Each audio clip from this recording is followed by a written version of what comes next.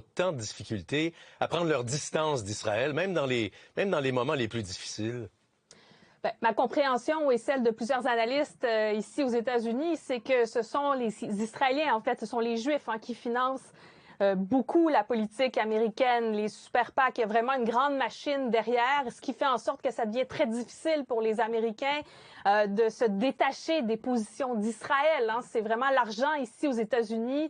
Les grandes villes sont dirigées par des Juifs. Hollywood est dirigé par des Juifs. Il y a vraiment, donc, vous savez, hier, moi, j'ai remarqué, j'ai écouté la soirée des Emmys et je m'attendais à ce que plusieurs artistes parlent publiquement de ce qui se passe aux États-Unis. Il y a eu à peine 2 commentaires dans toute la soirée.